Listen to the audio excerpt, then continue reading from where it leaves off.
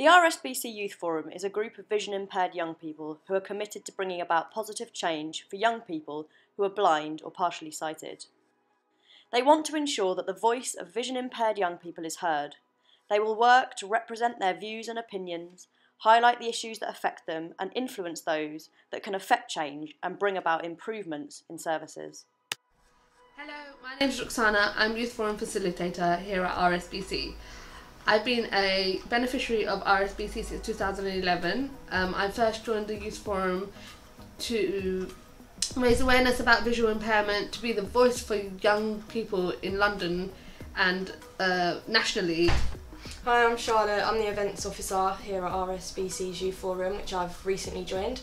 I joined the Youth Forum because I really want to make a difference on behalf of a lot of other visually impaired people and myself about the perception that other people have on visually impaired people and raise more awareness about it.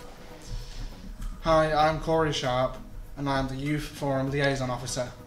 My main reason for joining the Youth Forum is to help visually impaired people to become more independent and confident, especially in using public transport. Hello, my name is Justin and I'm the Youth Forum Engagement Officer. I've always been big in kind of letting VI people and visually impaired people get their voice to be heard. Over the past few months, the RSBC Youth Forum has been identifying issues that they want to focus on over 2018. The Youth Forum members are passionate about raising awareness and influencing change in these core areas. I get it a lot where people say to me, you don't look blind, you don't look visually impaired, and I absolutely hate that because there is no real way that you look when you're visually impaired. Anyone could be visually impaired and you might not be able to see it. Other ones, I don't necessarily always use a cane, and if I ever ask for assistance from anyone, even staff at place or anything, they're like, well, where's your cane? I've had so many people ask me where my cane is and things like that, like, you don't have to use a cane just because you're blind. If you feel comfortable without one, then that's fine. I think the key issues here are promoting independence, mainly in the public transport sector. I have been on trains before and stuff like that where I've had, less than adequate assistance from where I need to get to my destination. But I think there's a lot of stigma around mental health, and not enough people talk about it, and it's nothing to be ashamed of. And then there are conditions where it happened to me. I was that ill, I didn't realise that I was ill. And you don't realise at the time. You've got people saying, oh, you're ill, you're ill.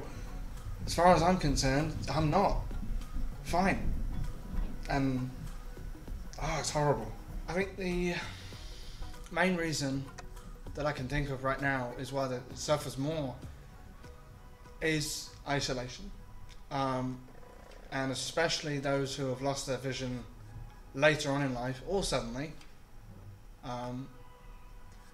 There isn't the support out there for people who have suddenly lost their vision. It just doesn't exist. Issues that are most important to me are accessible voting and public perception of visually impaired people.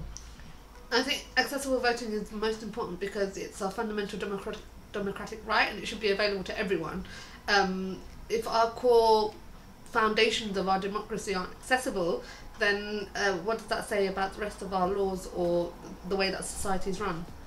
At the moment, voting is not accessible to those. Voting anonymously is not accessible to those who are visually impaired. They either need assistance or need to use the postal voting system with assistance.